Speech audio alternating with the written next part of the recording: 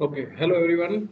Myself Chirag from Alpha Tech Automation, and today's topic is regarding rotary encoder, how it's work and आप कहाँ पर उसको use कर सकते हो उसके बारे में आज थोड़ा बहुत हम जानेंगे। मैंने छोटा सा प्रेजेंटेशन बनाया है जिसके थ्रू मैं आपको एक्सप्लेन करूंगा कि क्या कैलकुलेशन होते हैं उसके अंदर और कहाँ पर हम उसको यूज कर सकते हैं। ओके, तो पहला है what is encoder. Encoder exactly क्या है और किस तरीके से वर्क होता है। An encoder is an electromechanical device that convert the mechanical motion of a shaft into a electrical signal, like as pulses, same as binary code language होता है उसके थ्रू भी आप उसको काउंट कर सकते हैं। This signal provide real time feedback on position, speed and direction, allowing PLC to make precise decision in automation. इसका मतलब ये है कि आपका जो ये एनकोडर रहेगा वो एनकोडर एक ऐसा डिवाइस है जो मैकेनिकल मोशन, मतलब कि जैसे रोटेशंस है, जैसे कोई डिस्टेंस ट्रैवल हो रहा मैकेनिकल मोटर के थ्रू, ये सारा जो कोई भी मैकेनिकल मोशन है वो शाफ्ट के थ्रू आप इलेक्ट्रिकल सिग्नल, मतलब कि एनकोडर के थ्रू आप इलेक्ट्रिकल सिग्नल्स के अंदर कन्वर्ट कर सकते हो। और वो इलेक्ट्रिकल सिग्नल सिग्नल कन्वर्ट होने के बाद आप वो पीएलसी, मतलब जो भी आपका कंट्रोलर उसके साथ कनेक्ट कनेक्ट है, जैसे ये आपका कोई एनकोडर हो गया, ये जैसे कोई आपका मोटर हो गया। ओके, ये मोटर है, मोटर के साथ मैंने एनकोडर कपलिंग किया हुआ है, ये एनकोडर लगा है। ओके, ये एनकोडर जो है वो ये जो मोटर रोटेशन होगा, मतलब मोटर जो घूमेगी उसका जो मतलब कि पल्सिस जनरेट, मतलब कि वो घूमने के टाइम पर जो पल्सिस जनरेट करेगा, मतलब इलेक्ट्रिकल सिग्नल कन्वर्ट करेगा, वो हम किसको देंगे? पीएलसी को। और पीएलसी के अंदर हम उसको क्या करेंगे? स्केलिंग के थ्रू, मतलब आरपीएम हम रिप्रेजेंट कर सकते हैं। मतलब कोई डिस्टेंस ट्रैवल, पोजीशन ट्रैवल हो रही है तो भी आप डायरेक्शन चेंज हो रही है तो भी आप उसको स्केलिंग के थ्रू शो कर सकते हैं पीएलसी के अंदर। ओके, पीएलसी के थ्रू आप एचएमआई या तो स्काडा के अंदर आप रिप्रेजेंट कर सकते हैं। ओके, तो ये मेन चीज एनकोडर का मेन काम जो है वो ये है। उसके बाद हाउ एनकोडर वर्क्स, जो एनकोडर है वो किस तरीके से वर्क करता है। Internally most encoder use a rotating glass और प्लास्टिक डिस्क, जैसे कि आप यहाँ पर देख रहे हैं, एक आपको प्लास्टिक डिस्क दिख रही होगी नीचे इमेज के अंदर। ये जो मेरा है ये प्लास्टिक डिस्क है।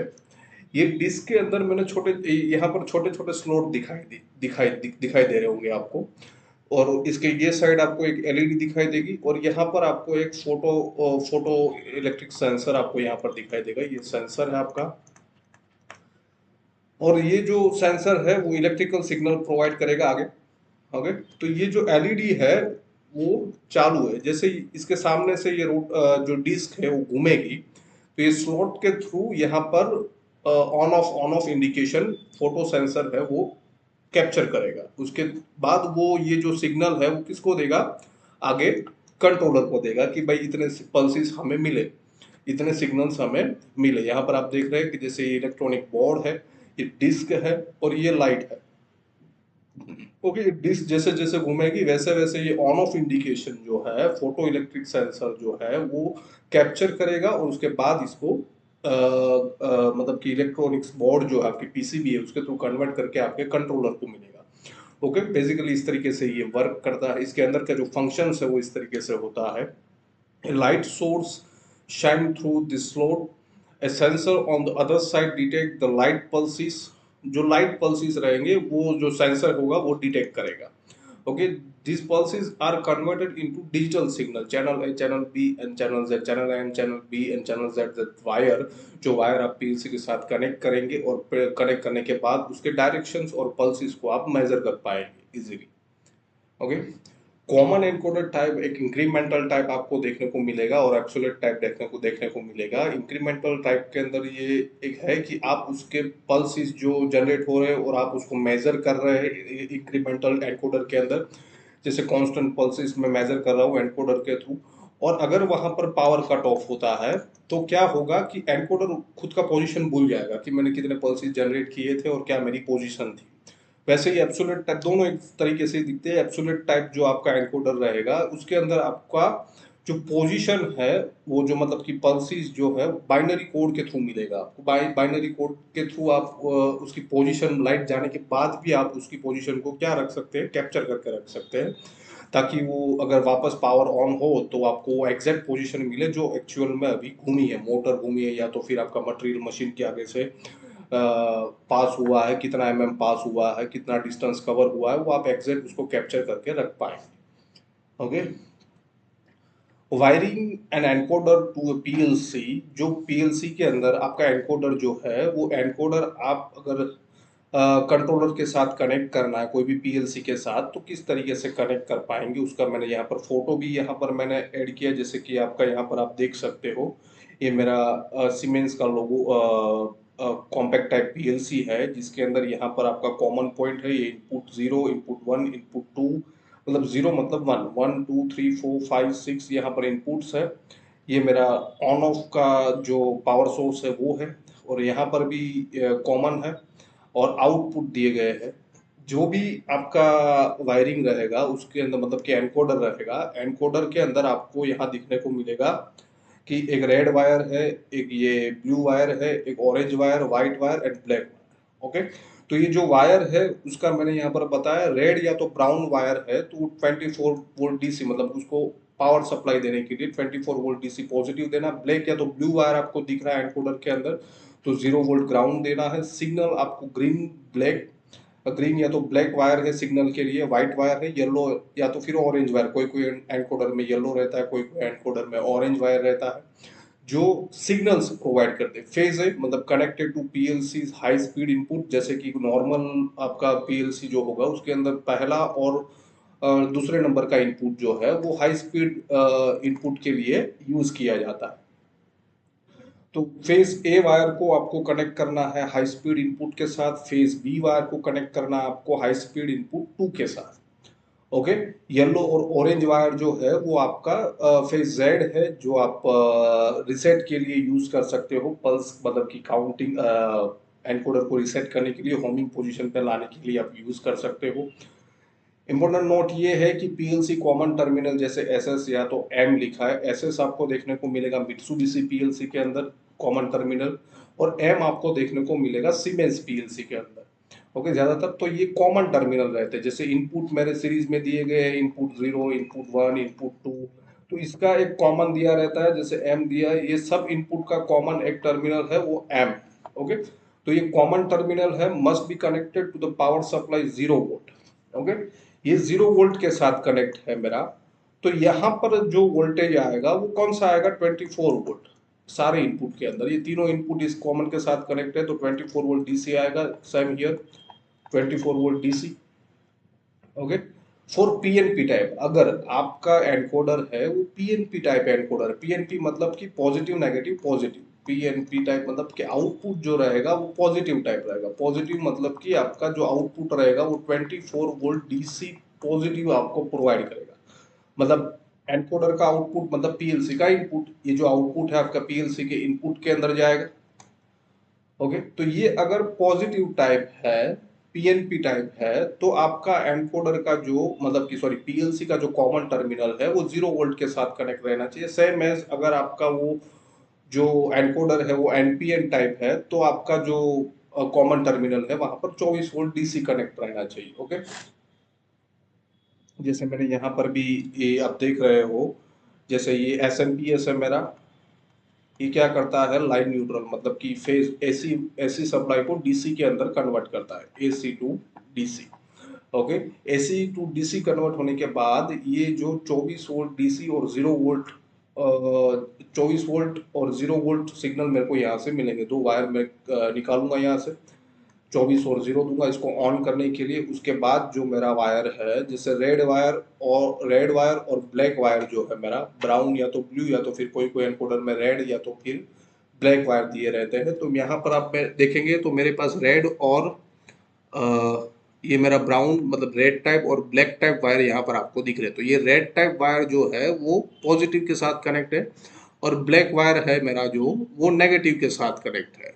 ब्लैक वायर जो है मेरा वो, सॉरी एक सेकेंड, कौन से वायर दिए, ब्राउन और ब्लू, ब्राउन और ब्लू वायर। अब देखेंगे ये ब्राउन वायर है और एक ये ब्लू वायर है। ये ब्राउन वायर मेरा 24 वोल्ट डीसी के साथ कनेक्ट रहेगा और ब्लू वायर मेरा नेगेटिव के साथ कनेक्ट रहेगा। ओके, इसको पावर ऑन करने के लिए। दूसरे जो वायर है ऑरेंज है, वाइट है और मेरा एक ब्लैक वायर है। ब्लैक वायर फेज ए के साथ मतलब कि आपके इनपुट 1 के साथ कनेक्ट रहेगा, मतलब कि जो आपका हाई स्पीड इनपुट है पीएलसी के अंदर उसके साथ कनेक्ट रहेगा। तो ब्लैक वायर देखेंगे आप इनपुट 0 के साथ कनेक्ट है। वाइट वायर जो है यहाँ पर वो फेज बी है जो इनपुट 2 के साथ कनेक्ट है। एंड जेड ऑरेंज वायर जो है, ऑरेंज या तो फिर येलो वायर, जैसे यहाँ पर आप देखेंगे इनपुट 2 के साथ येलो वायर कनेक्ट, ये ऑरेंज टाइप वायर कनेक्ट है। ओके, वैसे मैंने कनेक्ट किया है। और 1 एम मतलब कि यहाँ पर जो मैंने है वो कौन सा सप्लाई दिया है, एम मतलब 0 वोल्ट दिया है। मतलब कि ये जो मेरा सेंसर है, ये जो मेरा एनकोडर है वहाँ यहाँ पर मैंने 0 वोल्ट दिया है। इसका मतलब ये जो एनकोडर है वो मेरा कौन सा है, पीएनपी टाइप। इसका आउटपुट जो रहेगा वो पॉजिटिव टाइप रहेगा, 24 वोल्ट डीसी। दैट्स वाई मैंने क्या किया है, यहाँ कॉमन के अंदर 0 वोल्ट दिया। ओके, तो ये बेसिक वायरिंग है इसका। PLC programming logic. Since encoder pulses happen too fast for standard PLC scan cycle, you must use high speed counter. आपको अगर वो एनकोडर को, मतलब कि जो एनकोडर है आपका, उसको कंट्रोलर के साथ कनेक्ट करना है। जैसे आपका कोई भी एनकोडर है उसको मैं कंट्रोलर के साथ कनेक्ट करता हूँ, ये एनकोडर इसको कंट्रोलर के साथ कनेक्ट करना है, तो इसके अंदर आपको जो इंस्ट्रक्शन यूज करना है वो हाई स्पीड काउंटर यूज करना है। Okay, high speed counter use करना है। ये क्यों यूज करना है, नॉर्मल काउंटर क्यों यूज नहीं कर सकते? क्योंकि नॉर्मल काउंटर आप क्या नहीं कर पाएंगे, क्या नहीं कर पाएगा कि ये जो पल्स जो डिटेक्ट करता है उसकी स्पीड बहुत ज्यादा रहती है, एक्सट्रीम लेवल रहती है। जैसे 1 सेकेंड में 1000 पल्स दे दिए, 1 सेकेंड में 500 पल्स उसने डिटेक्ट कर लिए और गिन लिए। तो ये पल्स रीड करने के लिए नॉर्मल काउंटर कैपेसिटी नहीं, नॉर्मल काउंटर के पास कैपेसिटी नहीं है। That's why you have to use high speed counter. तो हाई स्पीड काउंटर के थ्रू आप इसको क्या कर पाएंगे, इजीली कैप्चर कर पाएंगे, उसके काउंटिंग को कैप्चर करिए, 1 सेकेंड में कितने पल्स उसने काउंट किए वो आप कैप्चर कर पाएंगे। जैसे आप पीएलसी सॉफ्टवेयर ले लो, टीआई पोर्टल है, जैसे सीमेंस कंपनी का सॉफ्टवेयर है, ये सीमेंस 1200 1500 ये सब सीरीज के लिए यूज होता है। जैसे सीमेंस हो गया, जीएक्स वर्क्स सॉफ्टवेयर हो गया, मित्सुबिशी पीएलसी के इसके लिए यूज होता है। Enable the high speed counter and assign physical input. जैसे ये दोनों पीएलसी के अंदर कौन से इनपुट है वो फास्ट इनपुट है वो आपको देखना है। जैसे इनपुट 0 और इनपुट 1 मेरा ये फास्ट इनपुट है, तो ये हाई स्पीड इनपुट है, तो ये मैं यूज करूंगा। As well as high speed counter use करूंगा, उसको एनेबल करूंगा अंदर से। और उसके बाद मैं वो जो पल्सिस का वैल्यू है वो मैं प्रोग्रामिंग के अंदर लूंगा। Direction sensing, the PLC determine direction by comparing phase and phase B. If A lead B, it's turning clockwise. If B leads A, it's counter clockwise. इसका मतलब ये है कि अगर आपको फेज ए है, phase A and phase B में से फेज ए लीड कर रहा है, मतलब फेज ए है आपको पहले मिल रहा है, तो वो क्लॉकवाइज घूमेगा। सिग्नल फेज ए से आ रहा है तो मेरा वो क्लॉकवाइज घूमेगा। अगर सिग्नल फेज बी से आ रहा है देन वो काउंटर क्लॉकवाइज घूम रहा है। इसका मतलब ये है कि मोटर मेरी काउंटर क्लॉकवाइज घूम रही है। और अगर फेज ए आ रहा है दैट मीन्स मेरी मोटर है वो क्लॉकवाइज घूम रही है, मतलब कि वो एक्चुअल जो क्लॉकवाइज रोटेशन होता है वो ले रही है। Pulse processing use instruction like high speed counter और comparator to trigger action. For example मैं आपको बताता हूँ, ये आपको मैं ये बोल रहा हूँ कि हाई स्पीड काउंटर यूज करने के बाद मैं कंपेयर करवाऊंगा। जैसे हाई स्पीड काउंटर के अंदर मैंने पल्सिस 5000 पल्सिस मैंने रीड की हाई स्पीड काउंटर के अंदर। ओके, उसके बाद मैं क्या करूंगा, कंपैरेटर यूज करूंगा कि भाई मेरे इतने पल्सिस रीड हो, उसके बाद मेरा जो मोटर है वो स्टॉप हो जाना चाहिए। ओके, जो भी मोटर है वो स्टॉप होना चाहिए, तो मैं कंपैरेटर के थ्रू लॉजिक बना के उसको मैं यूज कर सकता हूँ। ओके, आरपीएम का फॉर्मूला, स्केलिंग फॉर्मूला, मतलब कि आपको आरपीएम देखना। जैसे मोटर मेरी घूम रही है, मेरी कोई ये मोटर है, जैसे ये कोई मेरी मोटर है, ये मोटर मेरी कंटिन्यूस घूम रही है। इसका आरपीएम मतलब कि रोटेशन पर मिनट, रिवॉल्यूशन पर मिनट भी बोल सकते हैं, रोटेशन पर मिनट भी बोल सकते हैं। ये रोटेशन पर आरपीएम मुझे फाइंड करना कि कितने रोटेशन ये ले रही है 1 मिनट के अंदर। ये 1 मिनट के अंदर कितनी बार घूम रही है। तो उसका बेसिक फॉर्मूला है स्केल करने के लिए, जैसे आरपीएम यहाँ पर लिखा है मैंने formula, RPM equal to pulse measure divided by PPR, मतलब pulse per revolution. Pulse measure मतलब पल्स एनकोडर में से कितना हमें मिल रहा है, पल्स पर 1 सेकेंड में कितना पल्स मिल रहा है। पल्स पर रिवॉल्यूशन मतलब कि वो एक रोटेशन कंप्लीट करने के लिए कितना पल्स रीड कर रहा है, okay, into 60 divided by time interval in second, okay. 60 into divided by time interval, जैसे कि मैं आपको यहाँ पर एक एग्जांपल भी मैंने लिखा है, if you count 500 pulses in 1 second with 1000 PPR encoder, जैसे कि आपका कोई एनकोडर है जो 1000 पल्सेस पर रिवोल्यूशन ले रहा है, ओके। पर रिवोल्यूशन के लिए वो 1000 पल्सेस हमें दे रहा है, इसका मतलब एक रोटेशन के लिए उसके पास से हमें 1000 पल्स मिल रहा है। कुछ किसी किसी के अंदर 2500 पल्स होते हैं, किसी किसी के अंदर 2000 पल्स होते हैं, it's depend on encoder. Encoder के ऊपर लिखा रहता है ये कि कितने पीपीआर का ये एनकोडर है। 500 पल्स हमें 1 सेकेंड में मिल रहा है, तो मुझे उसका आरपीएम काउंट करना है, तो कितना आरपीएम होगा। तो मैं 500 मेजर पल्स कितना है, 500 पल्स 1 सेकेंड में मिल रहा है, divided by 1000 pulse per revolution into 60 divided by 1.5, ये जीरो गया, जीरो गया, जीरो गया, जीरो गया, 5 divide by 10.5 into 60 equal to 30 RPM. Okay, इसका मतलब ये है कि 1 सेकेंड में ये कितना आरपीएम कवर कर रही है, 1 सेकेंड के अंदर 30 आरपीएम ये कवर कर रही है, मतलब 30 रोटेशन ही वो घूम जा रही है, ओके। उसके बाद है डिस्टेंस फॉर्मूला, डिस्टेंस मेजर करने के लिए, जैसे कि एनकोडर है, जैसे कोई मशीन के अंदर लगा है, मेरा प्रोडक्ट है, वो प्रोडक्ट पास हो रहा है, मुझे वो नापना है कि मेरा कितना प्रोडक्ट पास हुआ, या तो फिर कितना डिस्टेंस ट्रैवल किया प्रोडक्ट ने, ये मुझे कैलकुलेट करना है, स्केलिंग करना है। तो किस तरीके से ये फॉर्मूला अप्लाई होगा, distance measure how for a point on the circumference for a wheel has travel, you first find the distance travel per signal per single pulse pulse resolution. जैसे कि आपको पहले तो इसका सर्कमफ्रेंस नापना पड़ेगा, जैसे ये मेरा एक परिध जिसको आप बोलते हो, जैसे सर्कल है, इसको मैं बीच में से काट दूंगा तो एक सीधा लाइन ये क्रिएट हो जाएगा, यही इसका क्या है, circumference. Okay, calculate first circumference, calculate circumference का जो फॉर्मूला है वो है पाई इंटू डायमीटर, या तो फिर इसका है पाई इंटू डायमीटर, या तो फिर 2 पाई आर इसका फॉर्मूला है, या तो फिर पाई इंटू डायमीटर। पाई का वैल्यू जो है आपका 3.14 है, जो आपका पाई का वैल्यू है। तो आप पहले सर्कमफ्रेंस नापेंगे, उसके बाद डिस्टेंस का फॉर्मूला है, उसका डिस्टेंस का टोटल डिस्टेंस कितना ट्रैवल किया वो स्केल करना है। तो distance equal to total pulses counted divided by pulse per resolution into circumference, okay. तो फॉर एग्जांपल 100 mm डायमीटर का व्हील है मेरा, 100 mm डायमीटर का व्हील है, जो डायमीटर है वो मुझे पता होना चाहिए जो एनकोडर के साथ लगा है, ओके। जैसे ये मेरा एनकोडर है, एनकोडर के साथ मैंने एक ये पहिया लगाया है, जिसका डायमीटर मुझे पता होना चाहिए कि कितने डायमीटर का। जैसे मान लो ये 100, इसका डायमीटर मतलब कि व्यास जो है वो 100 mm व्यास है, इसका डायमीटर है।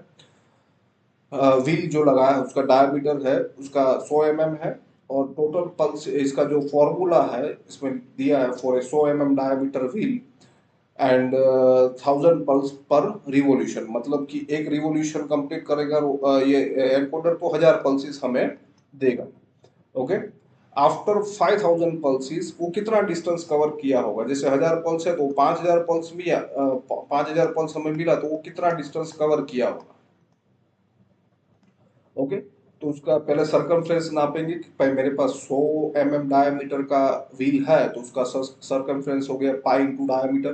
तो पाई का value 3.14 into diameter, 100 mm diameter है मेरे पहिए का, इक्वल टू 314 mm, मतलब कि 314 mm मेरा परिघ आया, उसका सर्कमफ्रेंस आया। डिस्टेंस नापने के लिए मैं क्या करूंगा, फॉर्मूला लगाऊंगा ये वाला, टोटल पल्सेस काउंटेड जैसे 5000 पल्सेस काउंटेड हो रहे हैं, मेरी पीएलसी जो है एनकोडर जो है वो 5000 पल्सेस दे रही है, डिवाइड इसको किससे करूंगा, पल्स पर रिवॉल्यूशन। मेरा जो एनकोडर है वो 1000 पल्स पर पीपीआर का है, पल्स पर रिवॉल्यूशन का है, तो 5000 डिवाइडेड बाई 1000 इनटू सर्कमफ्रेंस हमारा आया 314 तो मैं इनटू 314, ओके। 5000 जीरो गया, जीरो गया, जीरो गया, zero zero zero, 5/1 is 5, 5 into 314 equal to 1570 इसका मतलब क्या हुआ, 5000 पल्सिस पर वो कितना ट्रैवल डिस्टेंस किया होगा, तो कि 1570 वो डिस्टेंस ट्रैवल किया होगा, ओके। तो जो मेन चीज है, जो स्केलिंग फॉर्मूला है, वो दो के लिए ज्यादातर यूज होता है इंडस्ट्री के अंदर जाओगे तो। जैसे आपका ये जो पल्सीज है उसके लिए आप जैसे मोटर का रोटेशन मेजर करना हो, या तो फिर आपको मेजर करना हो कोई डिस्टेंस, मैं डिस्टेंस कोई मेजर करना चाहता हूँ तो मेरा एनकोडर यूज होगा। इसके लिए आप यूज कर सकते हो कौन सी इंस्ट्रक्शन पीएलसी के अंदर, तो हाई स्पीड काउंटर हो गया, फिर मूव करने के लिए डबल मूव हो गया, डबल काउंटर हो गया। डबल मतलब कि डबल वर्ड जो 32 बीट का रेंज है, जिसका बीट रेंज कितना, 32 बीट, 2 बीट को आप डेसिमल में कन्वर्ट करोगे तो उसका रेंज बहुत हाई हो जाता है, ताकि आप, क्योंकि पल्स का जो हमारा रीडिंग है, पल्स जो है वो हमें काफी मात्रा में मिल सकता है, दैट्स वाई आप 32 बिट मतलब कि डबल का वर्ड के काउंटर को, डबल वर्ड के मूव इंस्ट्रक्शन को, हाई स्पीड को, कंपेरेटर को, डबल वर्ड के कंपेरेटर को, ये सारे जो है इंस्ट्रक्शन उसको यूज कर सकते हो पीएलसी प्रोग्राम के अंदर लॉजिक लगाने के लिए, ओके।